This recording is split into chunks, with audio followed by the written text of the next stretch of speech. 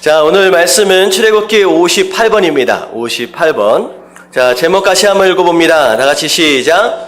하나님과의 만남으로 승부하는 교회. 예, 하나님과의 만남으로 승부하는 교회. 이런 제목으로 함께 은혜를 나눌 텐데요. 자, 오늘 제목은 굉장히 익숙한 표현이죠. 이 앞에 우리가 항상 보고 있는 예배에 대한 내용이다라고 생각하시면 될 것 같아요. 우리가 출애굽기 말씀을 쭉 보고 있는데요. 성경 말씀, 어떻게 보면 말씀에 나오는 이야기들을 쭉 보면, 사실 시작부터 보면 하나님의 사랑으로부터 이제 시작이 됩니다. 하나님께서 이 세상을 만드실 때 특별히 사람에게 관심이 많으셨죠. 다른 어떤 피조물과는 다르게 사람은 하나님께서 그분의 모양으로 만드신 가운데, 형상으로 만드신 가운데 사람에게만 주신 것이 있다라고 한다면 하나님의 형상으로서 그리고 자유의지를 허락하셨습니다. 그 얘기는 뭐냐면 사람과 하나님과의 관계가 기기적인 어떤 그런 관계가 아니라 사랑 안에서 형성되어질 수 있는 그런 친밀한 관계를 하나님께서 원하셨다라고 하는 것이죠. 그래서 인생의 시작서부터 하나님의 사랑으로부터 시작이 됐어요. 창세기 3장에 가면 인류가 아담과 하와가 범죄를 하게 되죠. 하나님께서 말씀하신 선악과를 따먹게 되는 것으로 인하여서 결코 이제 죽을 수밖에 없는 상황이 되어버렸습니다. 자, 그 상황 가운데서도 하나님의 사랑은 멈추지 않으셨어요. 포기하지 않으셨다라고 하는 거. 그래서 하나님께서는 어떻게 하셨느냐? 그 인생들, 어떻게 보면 범죄해버려서 죽을 수밖에 없는 인생들을 살리시기 위해서 3장에 뭘 말씀하셨느냐? 누구를 약속하셨어요? 메시아, 예수님을 약속하셨죠. 그래서 죽을 수밖에 없는 인생들에게 살 수 있는 방법을 제시해 주셨다라고 하는 것입니다. 그리고 어떻게 보면 에덴 동산을 떠날 수밖에 없는 인류, 계속 하나님을 떠나고 불순종하고 계속 멀어져 가고 있음에도 불구하고 하나님께서는 노아를 통하여 아브라함을 통하여 어떻게 보면 수많은 믿음의 선진들을 통하여 계속 구원받을 수 있고 살 수 있는 기회들을 계속 허락하셨다라고 하는 것이죠. 그리고 사실 우리가 출애굽기에 들어와서 나누고 있는 이 출애굽의 배경도 마찬가지입니다. 애굽에서 종살이, 노예살이 하고 있었던 이스라엘 백성들을 향하여서 하나님의 사랑은 멈추지 않으셨다는 거예요. 그들을 구원하심으로 인하여 자유인으로 살 수 있는 기회들을 하나님의 사랑으로 허락하셨다라고 하는 것이죠. 그리고 오늘까지 우리가 쭉 살펴보는 가운데, 지지난주까지 우리가 살펴보는 가운데 어떤 내용이 있었느냐? 시내산 밑에까지 인도하신 하나님께서 이스라엘 백성들에게 뭘 허락하셨느냐? 율법을 허락하셨습니다. 이 율법도 사실 어떻게 보면 하나님의 사랑입니다. 어떻게 사는 것이 은혜로 사는 것인지, 어떻게 사는 것이 복을 받며 사는 것인지 기준이 없는 이스라엘 백성들에게 복을 받을 수 있는 기회를 주시기 위해서 율법을 허락하셨다라고 하는 거예요. 그래서 출애굽기 20장 6절에 보면 하나님께서 율법을 허락하시면서 뭐라고 말씀하시느냐? 같이 한번 읽어볼게요. 다 같이 시작. 나를 사랑하고 내 계명을 지키는 자에게는 천대까지 은혜를 베푸느니라. 자, 율법을 허락하시면서 지금 뭘 말씀하시느냐? 이거 안 지키면 너 혼난다, 너 죽는다, 이 얘기가 아니라 이걸 지키면 어떻게 된다? 내가 주는 은혜가 천대까지 너희 후손 대대로 누리게 될 것이다 라고 하나님께서 말씀하시는 거예요. 결국은 율법을 주시는 이유가 무엇 때문이냐? 하나님의 사랑 때문이다라고 하는 것입니다. 근데 중요한 것은 이제 이 율법을 주시는 것이 하나님의 은혜이며 사랑인데 여기에 큰 문제가 생긴다는 거예요. 왜냐하면 자, 율법을 주셨어요. 물론 지키는 자들에게는 은혜가 있고 축복이 있지만 지키지 못하면 어떻게 돼요? 그에 합당한 저주와 벌이 있다라고 하는 것이죠. 근데 잘 생각해 보세요. 인생이 그 율법을 지킬 만한 실력이 있어요, 없어요? 없다라고 하는 것에 문제가 생기는 거예요. 여러분들, 무엇이 옳은지 무엇이 그른지를 몰라서 범죄하는 사람이 어디 있겠습니까? 여러분들 말씀을 들은 가운데 예배를 많이 드리잖아요. 말씀을 들은 가운데 이렇게 사는 것이 맞는구나, 저렇게 사는 것이 맞는구나 라고 하는 것을 알지만 우리가 예배당을 딱 떠나는 순간 우리의 입술과 우리의 생각과 우리의 행동이 우리 마음대로 돼요, 안 돼요? 이게 잘 안 된다는 거예요. 잘 안 된다는 거예요. 심지어 목회자로서 살고 있는 저마저도, 저는 교회에서 살고 있습니다. 교회에서 살고 있는 저마저도 제 생각과 제 입술과 제 행동을 제 마음대로 할 수 없다라고 하는 거예요. 언제든지 죄에 노출되어질 수밖에 없고 유혹에 노출되어질 수밖에 없는 연약함, 하루에 수십 번 수백 번도 넘어지고 자빠질 수밖에 없는 그런 것이 바로 인생의 한계라는 거죠. 근데 율법을 주셨는데 지켜야 복을 받는데 지킬 수 있는 자신이 없고 실력이 없다라고 한다면 무슨 일밖에 안 남았어요? 저주받고 망할 수밖에 없는 그런 인생이 되어버렸다는 거죠. 자, 이 상황 가운데 하나님께서 그 인생을 내버려 두시지 않았습니다. 하나님이 아신다는 거예요. 비록 내가 너에게 율법을 허락했지만 너희 안에는 이 율법을 지킬 만한 실력도 능력도 자신도 없다라는 것을 내가 안다. 그래서 하나님께서 이스라엘 백성들에게 사랑하는 마음으로 허락하신 것이 무엇이냐? 오늘 말씀서부터 시작되어지는 성막입니다. 성막이라는 거예요. 네 능력으로, 네 실력으로 율법 지킬 수 없다라는 걸 내가 안다라는 거예요. 결국은 또 죄를 지을 수밖에 없는 너희들, 결국은 내가 너희의 죄를 용서하지 않으면 저주를 받을 수밖에 없는데 내가 용서받을 수 있고 그 죄 가운데에서 구원받을 수 있는 내가 방법을 내가 제시해 주겠다라고 하나님의 사랑으로 제시한 것이 바로 이 성막이다라고 하는 거죠. 자, 그래서 오늘 이 성막에 대한 말씀들을 쭉 나누는 가운데 우리가 성막의 의미들을 몇 가지로 좀 살펴볼 텐데 첫 번째 우리가 살펴봐야 할 내용이 무엇이냐? 자, 첫 번째 같이 한번 읽어봅니다. 1번 다 같이 시작. 성막은 포기하지 않으시는 하나님의 사랑이다. 네, 성막은 포기하지 않으시는 하나님의 사랑이다라고 하는 거예요. 하나님께서는 끊임없이 범죄하고 끊임없이 자빠지는 인생들을 포기하지 않으시고 무엇까지 만들어서까지 인생들을 붙잡으시는 것이냐? 성막까지 만드신다는 거예요. 용서하시는 방법까지 그분께서 제시해 가시면서 인생들을 포기하지 않고 놓지 않으시고 계신다라고 하는 거예요. 여러분들, 하나님은 우리를 절대 포기하시는 분이 아니다라고 하는 거 깨달아 주시길 주님의 이름으로 축원합니다. 우리가 우리 자신들을 살펴볼 때마다 항상 느끼는 게 있어요. 왜 나는 이 모양 이 꼴일까? 왜 나는 그렇게 살아가질 못할까? 내가 예수 믿은 지 벌써 5년째, 10년째, 20년째, 30년째인데 아무런 변화가 없고 내 가정은 항상 이 모양 이 꼴, 내 사업장은 항상 이 모양 이 꼴. 어떻게 보면 현실, 주어진 이런 모습들을 통하여 실망할 수밖에 없는 것이 우리의 모습인데 하나님은 우리의 인생들을 통하여서, 우리의 인생의 모습들을 통하여서 실망하고 내려놔 버리시기보다는 오히려 뭐 하시는 거예요? 어떻게 해서든지 구원해 보시려고, 어떻게 해보시든지 살려보시려고 애를 쓰고 계신다는 거예요. 그게 바로 하나님의 예정이며 하나님의 의지다라고 하는 거예요. 우리가 장로교에서 얘기하고 있는 예정론, 이거는 우리가 운명으로 생각하면 안 돼요.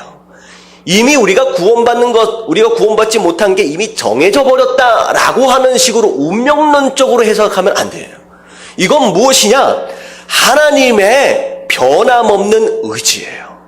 내가 너를 선택했다. 내가 선택한 너희 나 하나님의 백성은 내가 무슨 일이 있어도 절대 포기하지 않는다라고 하는 하나님의 의지로 우리가 해석되어질 수 있을 때 이게 건강해질 수 있다라고 하는 거예요.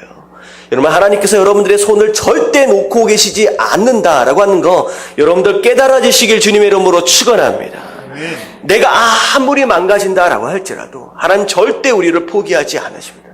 좀 멀리 떠나가 있다라고 할지라도 누구 말처럼 내가 어디까지 쫓아가서라도 잡아오겠다는 거예요. 지구 끝까지 내가 쫓아가서라도 내가 너를 붙잡아 오겠다라고 하는 하나님의 의지예요.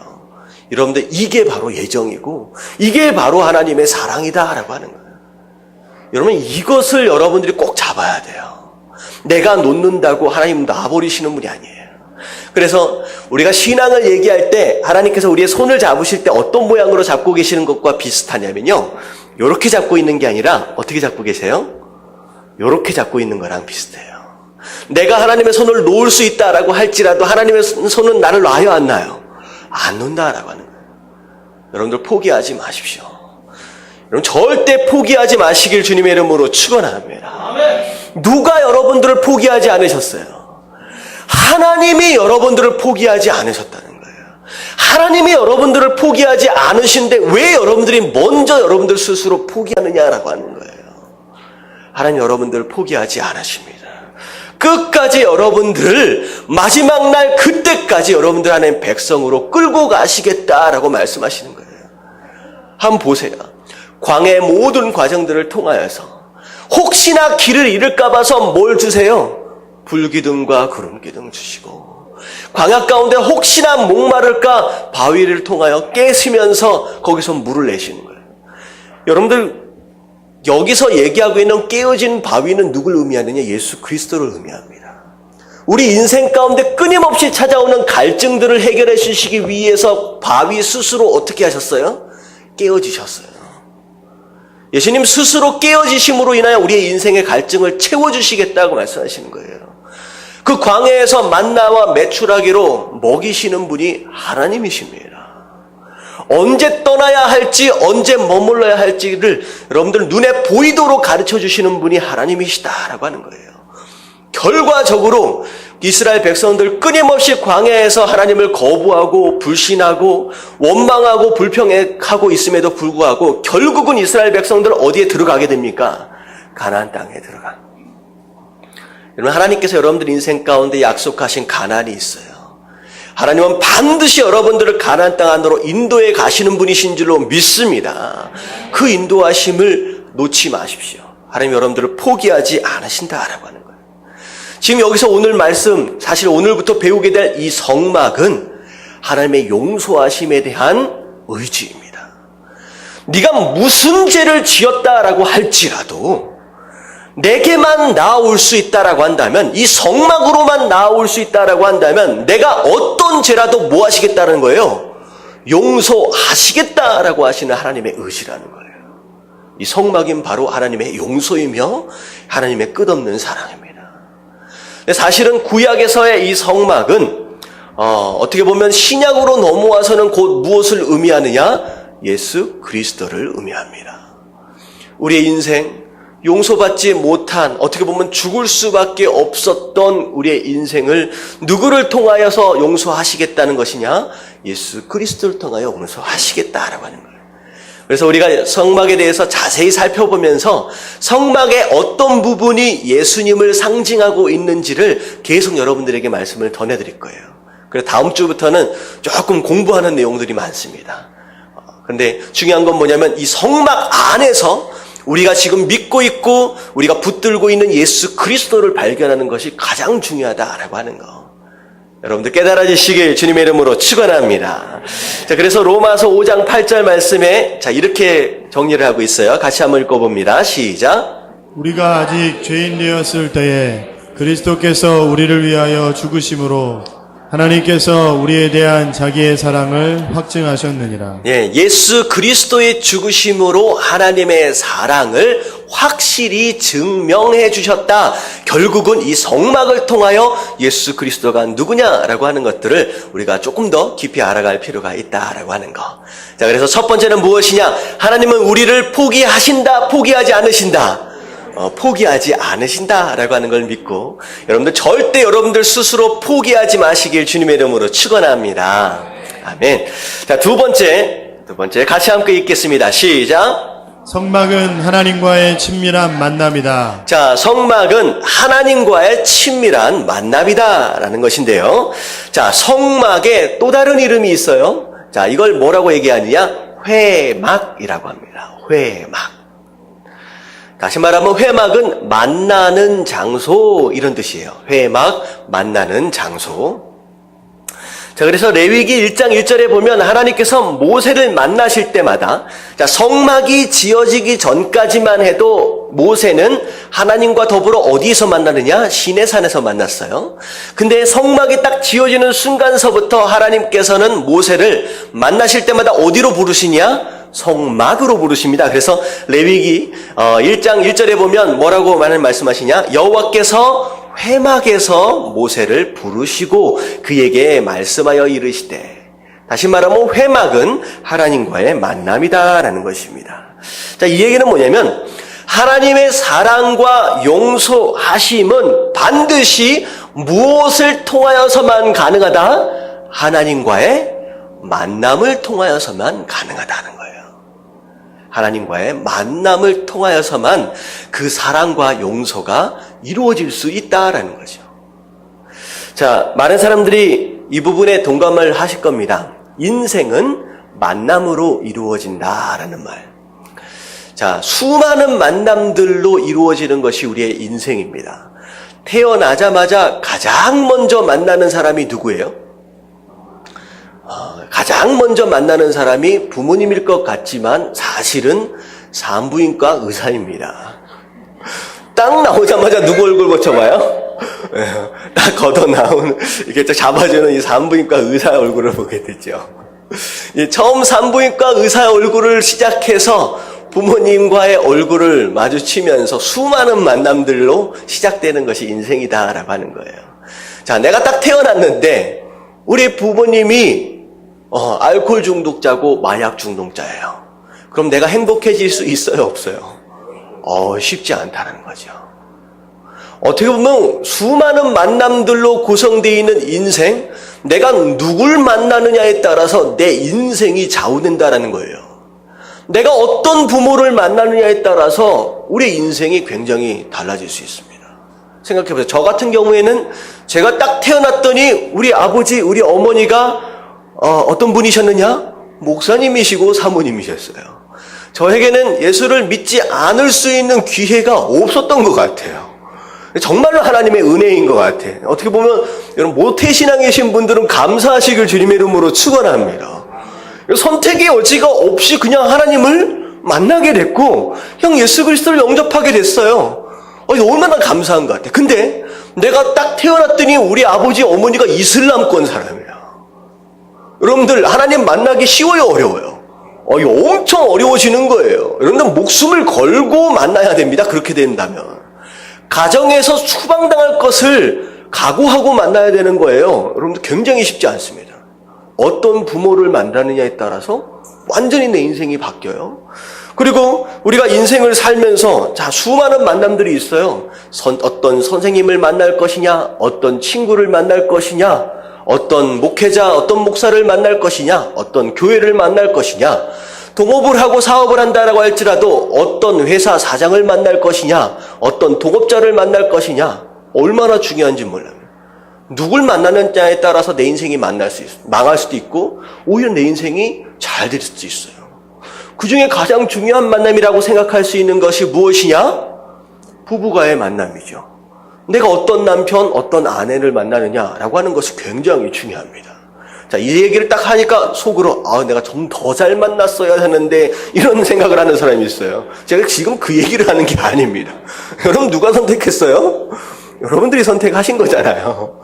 자, 중요한 것은 내가 잘못 만났네 이런 얘기가 아니라 가장 중요한 만남이 있다라는 거예요.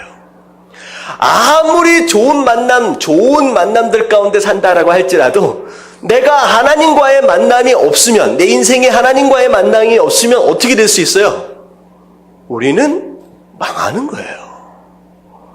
그러면 하나님과의 만남만큼 중요한 게 어디 있겠느냐라고 하는 거예요. 우리가 이 세상을 많이 살아봤자 100년입니다. 좋은 만남들로 인하여 행복을 누린다라고 해봤자 몇 년 누리는 거예요?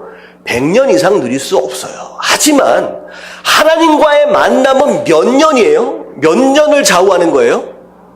영원을 좌우하는 거예요. 여러분 하나님과의 만남이 얼마나 중요하냐라고 하는 것에 대해서 여러분들 중요성을 심각하게 생각해 볼 필요가 있다는 거예요. 여러분 지금 제가 말씀드리고 있는 하나님의 만남은 그분과의 첫 만남만을 얘기하고 있는 게 아니에요. 하나님께서 모세를 계속 부르십니다. 다시 말하면 그분과의 지속적인 교제를 얘기하고 있는 거예요. 첫 번째 얘기하고 있는 게 뭐냐면 성막은 하나님과의 어떤 만남이다?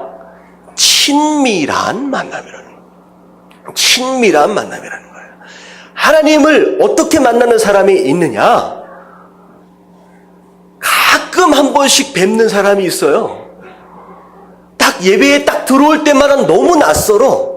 영어로 얘기하면 약간 무슨 스타일이냐? long time no see. 오랫동안 못 봤습니다.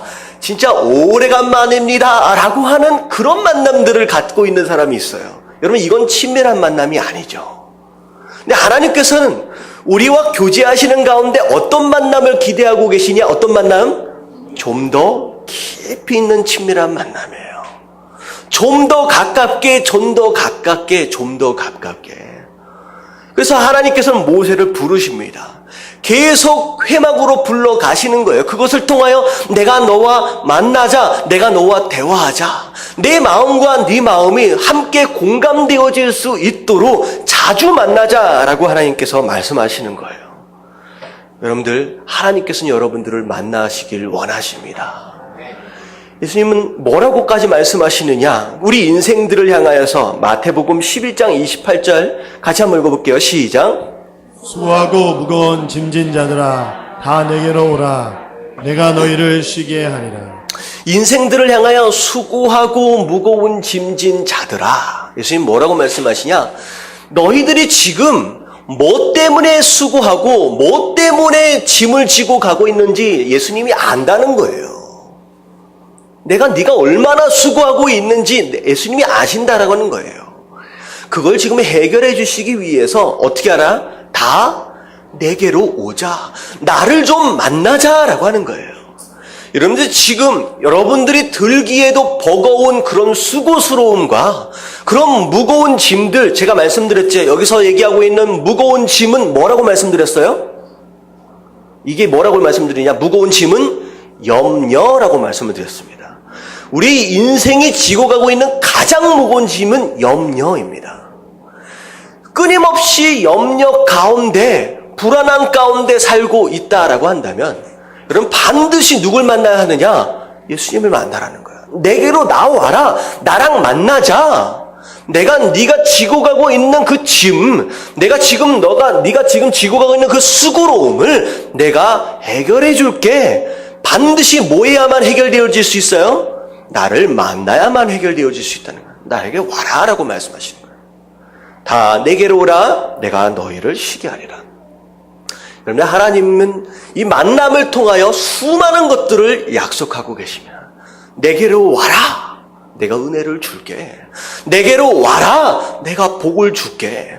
내게로 와라. 내가 수고로움을 덜어줄게. 내게로 오면 회복시켜 줄게. 내게로 오면 치료해 줄게. 하나님 말씀하시는 거예요. 하나님께로 가십시오. 끊임없이 하나님과의 만남을 사모하시고 끊임없이 하나님께로 다가가시는 저와 여러분들 되시고 주님의 이름으로 축원합니다. 하나님 뭐라고 말씀하시나요? 네가 나오면 내가 다가갈 것이다 라고 말씀하시는 거예요. 네가 나오면 내가 다가갈 것이다. 자, 어떻게 하나님을 만날 것이냐? 자, 예레미야 29장 13절에 하나님은 하나님을 만날 수 있는 방법을 말씀하고 계세요. 다 같이 한번 읽어볼게요. 시작. 너희가 온 마음으로 나를 구하면 나를 찾을 것이요 나를 만나리라. 자, 어떻게 나오라? 온 마음. 온 마음. 자, 온 마음이라는 것은 전심을 의미합니다. 자, 전심이 무슨 뜻이냐라고 하는 걸 알려면 반대 뜻을 알면 돼요. 전심을 반대 뜻이 뭐냐면 전심의 반대 뜻은 갈라진 마음입니다. 갈라진 마음. 자, 원어로 보면 갈라진 마음이 뭐냐? 염려입니다.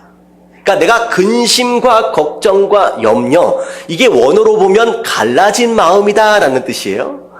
갈라진 마음. 그러니까 하나님께 나아갈 때는 일단 뭘 버려야 돼요? 염려를 버리는 거예요. 걱정을 버리라는 거예요. 근심을 버리라는 거예요. 이게 사실은 진짜 믿음이죠. 다시 말하면 하나님께서 뭘 말씀하시고 계시냐?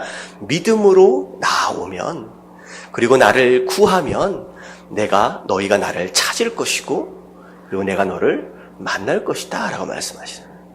그래서 예배 가운데 나올 때는요, 사실은 들어오는 순간, 들어오기 바로 직전까지는 여러 가지 복잡한 마음으로 나올 수 있어요.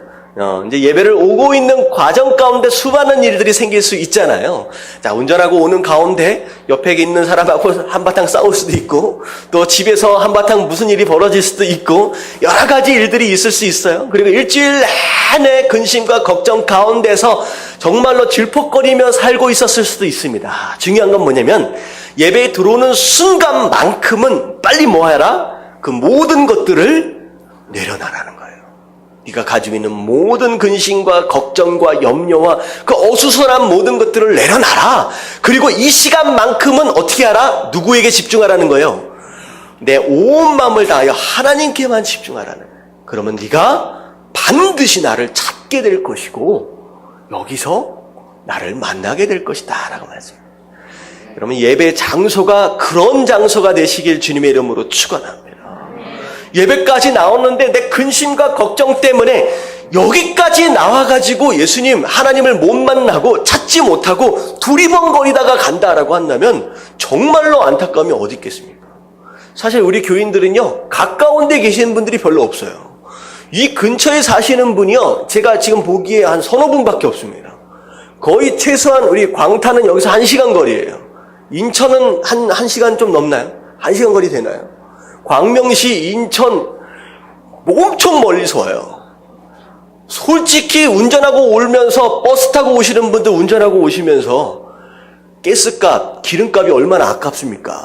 여러분들 본전은 찾으셔야지. 여기까지 와놓고 그렇잖아요. 본전은 찾아야죠. 아니 와서 공짜로 앉아 있습니까 지금? 기름값 다 들어가면서 이 엄청나게 중요한 시간, 이 황금 같은 시간에 어디든 놀러가고 가족들과 좋은 시간 나눌 수 있는데 이 시간을 투자하는 거예요. 그리고 들어올 때 여러분들 뭐 했어요?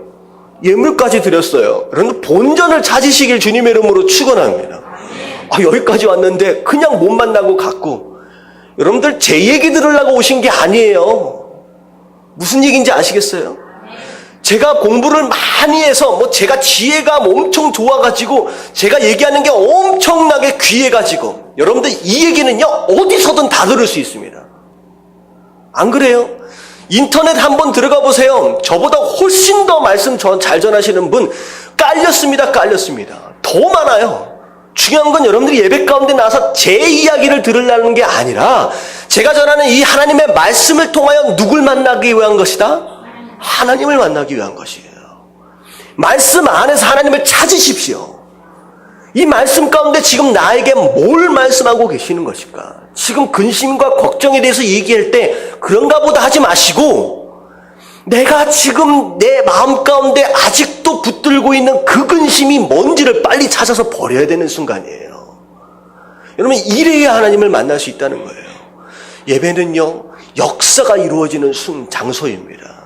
하나님이 그 예배의 장소를 통하여 여러분들을 변화시키시고 여러분들에게 축복을 주시려고 하신다라고 하는 거. 여러분 이 기회를 기회로 잡으시길 주님의 이름으로 축원합니다. 아멘. 자, 그래서 두 번째가 무엇이냐? 성막은 누굴 만나는 장소예요? 하나님을. 근데 가볍게 만나는 게 아니라 친밀하게 만나는 거예요. 그분의 세밀한 음성까지를 들을 수 있고 세밀한 만지심까지를 입을 수 있는 바로 그 장소가 되어야 한다라고 하는 거예요. 여러분 그렇게 예배를 드리시길 주님의 이름으로 축원합니다. 그래서 우리 교회는 어떤 교회다? 하나님과의 만남으로 승부하는 교회예요. 내가 하나님을 얼마만큼 깊게 만났느냐라고 하는 그것이 내게 능력이고 실력이 되는 거예요. 할렐루야. 예배가 여러분 삶 가운데 능력이고 실력이 되시길 주님의 이름으로 축원합니다. 자, 세 번째 같이 한번 읽어봅니다. 다 같이 시작. 성막은 우리의 헌신과 순종을 통하여 세워진다. 자, 오늘 말씀 안으로 그냥 들어가겠습니다.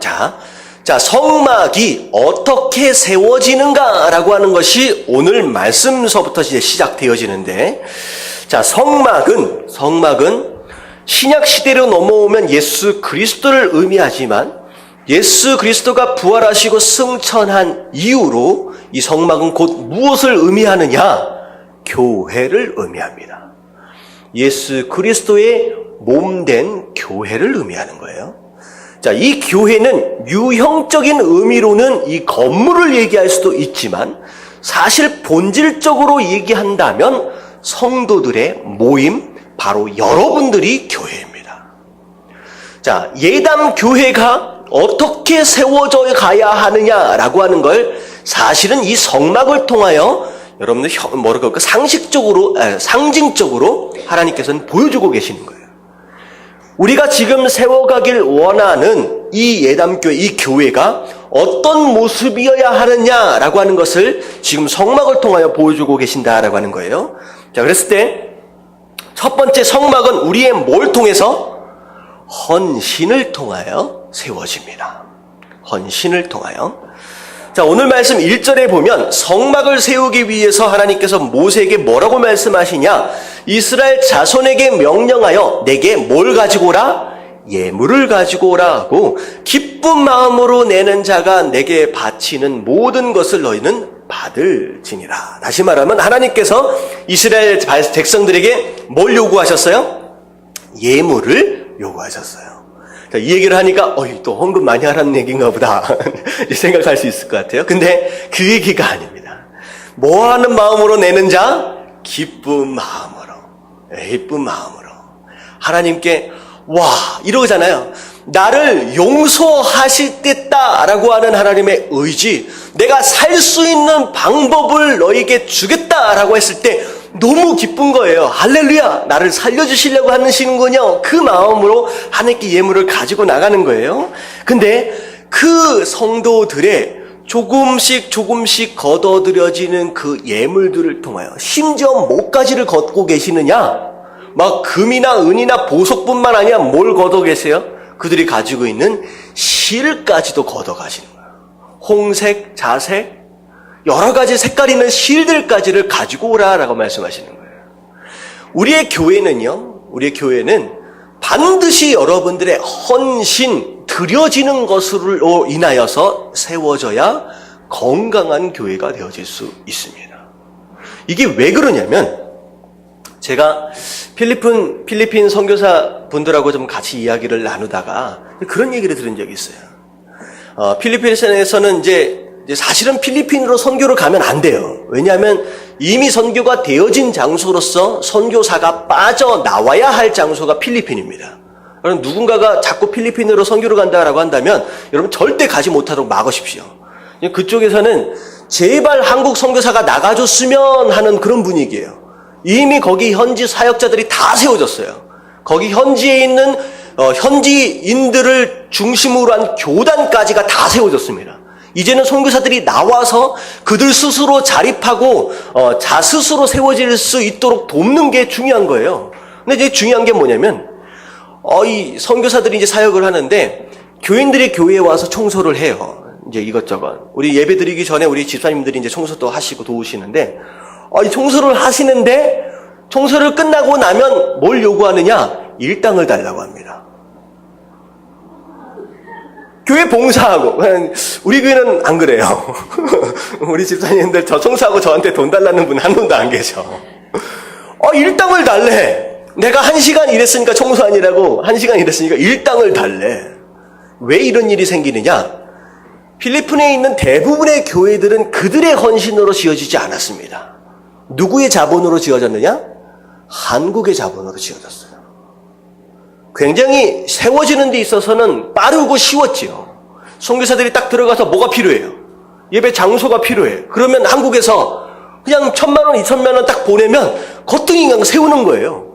한국에서의 1,000만 원, 2,000만 원은요, 여기에서는 1억, 2억 정도보다 훨씬 더 어려운 작업입니다. 그러니까 모으기가 너무 어려워. 그러니까 현지인들의 헌신 기다리려면 세워라 내워라 교회 못 지어질 거라는 거예요. 그래서 어떻게 했느냐? 쉽고 빠르게 짓기 위해서 한국에서 단숨에 몇 천만 원씩 들여서 멋있게 건물을 딱 지어놨어. 근데 중요한 건 뭐냐면 그들의 헌신이 들어가지 않은 그 교회는 더 이상 그들의 교회가 아닌 거예요. 교회는 누구 거가 된 거예요? 이 교회는 누구 거예요? 목사님 교회가 되는 거예요. 목사님이 돈 들여서 지었으니까. 여러분, 이런 교회가 되면요, 굉장히 심각해집니다. 하나님께서 뭐라고 말씀하시냐? 이 성막은 내가 짓지만 누구의 헌신을 통하여? 너희들의 헌신을 통하여 지어져야 그때 주인의식이 생기고 그때 사랑하는 마음이 생기고 그때 기쁜 마음으로 헌신할 수 있다라고 하는 거예요. 그래서 중요한 겁니다. 반드시 여러분들이 성도가 되어지는 순간 그 무엇인가로 여러분들 반드시 헌신하시고 섬기십시오. 여기 아멘이 이렇게 작으면 큰일 나는데, 반드시 섬기시길 주님의 이름으로 축원합니다. 앞에서 안내를 쓰시든지 음식을 하시든지 일찍 와서 청소를 하시든지 차량 봉사를 하시든지 무엇인가로든 여러분들 반드시 섬기십시오. 예물을 드리시든지 어떻게 해서든 섬겨야 됩니다. 왜냐? 내가 헌신하지 않는 교회는 내가 10년을 다니고 20년을 다녀도 나는 그 교회의 주인이 아니라 뭐가 돼버려요? 손님이 됩니다. 사랑하는 마음이 들어질 수가 없어요. 내가 눈물 흘리며 기도할 수 있는 교회가 되려면 내 헌신과 내 땀과 내 피가 들어가야지 가능하다라고 하는 거예요.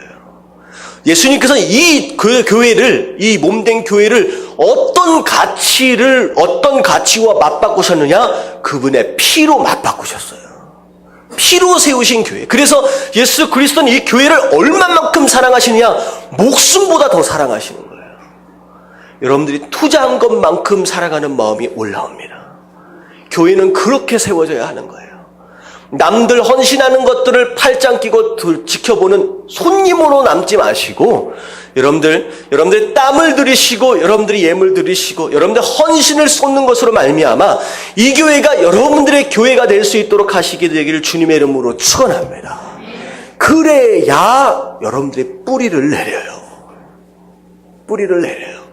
내가 투자한 게 있는 사람은요 못 떠나. 여러분 무슨 얘기인지 아시겠어요? 내가 투자한 게 있으면요 무슨 일이 있어도 어떻게 하느냐? 한번 참고 보는 거야. 여러분 이거예요. 진짜 여러분들이 성장을 하려면 뿌리를 내리셔야 돼요. 제가 그 말씀을 드렸어요. 제가 LA에서 제가 유학 생활을 하고 사역을 할 동안 제가 13년을 한 교회에 있었습니다. 그리고 한 교회에서 사역을 했어요. 그것을 저는 당연한 거라고 생각을 했는데 다른 분들이 그런 얘기를 하시더라고요. 대단한 거라고. 이게 뭐냐면요. 여러분들 마음에 쏙 드는 완전한 교회가 이 땅에 존재할까요? 없을까요? 없어요. 진짜 완전한 교회를 여러분들이 혹시나 발견하시면 저한테 말씀 좀 해주세요. 그리고 여러분들은 가지 마십시오. 왜냐? 여러분들이 가는 순간 불완전해져요. 무슨 얘기인지 아시겠어요? 내가 있는데 불완전한 우리가 모였는데 어떻게 완전한 교회가 있을 수 있어요? 근데 중요한 건 뭐냐면 그 불완전한 교회에 어떻게 될 때 우리가 성장하느냐? 뿌리를 내릴 때 성장합니다. 좋은 교회가 어딘가 자꾸 이쪽 저쪽 찾아다니는 교인들이 있어요. 제가 LA 있을 때도 교회 있다가 몇 달 있다가 저쪽 교회 다닌대. 그래도 저쪽 교회 다닌대. 왔다 갔다 하시는 분들은 지금도 교회를 돌아다니죠. 그런 분들은 절대 성장하지 않습니다. 뿌리를 내려야 돼요. 뿌리를 내리는 가운데 이런저런 문제들을 만나고 바람도 만나고 풍랑도 만나는 가운데 더 뿌리를 내리고 더 뿌리고 내리고 봉사하다가 시험 들 수 있어요, 없어요? 있지요. 시험 들어가지고 마음이 아파가지고 깨질 정도가 돼도 또 금요 예배 나와서 엉엉 울면서 또 기도해서 또 마음이 또 풀어지고 또 뿌리를 내리고 이런 과정들이 계속 지속되어져 있을 때 뿌리가 깊어진 것만큼 나는 잘하는 거예요. 여러분 성도는 그렇게 크는 겁니다. 어디 가서 좋은 귀에 솔솔 들어오는 그런 말씀 많이 들었다고 성도가 잘하는 게 아니라는 거예요. 공부 많이 했다고 잘하는 게 아닙니다. 이런 과정들. 근데 뿌리를 내리고 결국은 나로 하여금 떠나지 않도록 할 수 있는 좋은 방법은 뭐냐면 내가 교회에 뭐 하는 거예요? 헌신하는 거예요. 내가 쏟아놓고 투자한 것이 있는 분은 절대 떠나지 않습니다. 아까워서. 할렐루야. 여러분 뿌리를 내려보세요. 바람 불어도 쓰러지지 않는 그런 나무가 되어보십시오. 여러분 그런 나무는 나무로서의 가치가 있는 거예요. 성경 안에서 가장 좋은 나무로 등장하는 백향목이라고 하는 나무는 그런 식으로 자랍니다. 비바람 맞고 엄청 추위도 경험하고 엄청 더위도 경험하는 가운데 옮겨지지 않고 끝까지 거기에서 40년, 50년, 100년을 자라는 그 나무로 왕국을 짓는 거예요. 그러면 그 나무에서 100년이 넘게끔 향이 나와. 백향목. 여러분, 그런 나무가 되시려면 뿌리를 내릴 수밖에 없다는 거예요. 할렐루야. 여러분, 헌신하시고 투자하시고 여러분 그렇게 이 교회를 세워가심으로 말미암아 여러분들을 건강한 큰 백향목과 같은 그런 나무 되어시길 여러분 주님의 이름으로 축원합니다. 자, 근데 중요한 건 뭐냐면 순종한 자, 헌신해서 예물들을 가지고 나왔는데, 자, 성막을 어떻게 짓느냐라고 하는 걸 누가 결정하신다? 하나님이 결정하신다. 이거 바로 두 번째가 순종입니다. 내가 헌신했어요. 내가 재물도 많이 드렸어. 그러면 어떤 마음이 드느냐? 주인의식이 딱 생기는 순간 내 생각대로, 내 마음대로 교회를 만들어 보고 싶은 생각이 딱 들어오는 거예요. 근데 하나님 뭐라고 말씀하시냐? 이 교회가 어떤 모습으로 세워질지는 네가 결정하는 것이 아니라 누가 결정한다? 내가 결정한다. 너는 뭐 하면 된다? 순종하라는 거예요. 하나님께서 성막이 어떤 모양이어야 되고 어떤 크기여야 되고 어떤 색깔이어야 하는지에 대해서 백성들과 의논하지 않으십니다. 모세에게 명령하시는 거예요. 내가 원하는 교회는 이거다. 이런 모습이다. 하나님께서 정해주시고 백성들은 뭐 하도록 만드셨느냐? 그 말씀에 순종하도록 만드셨습니다.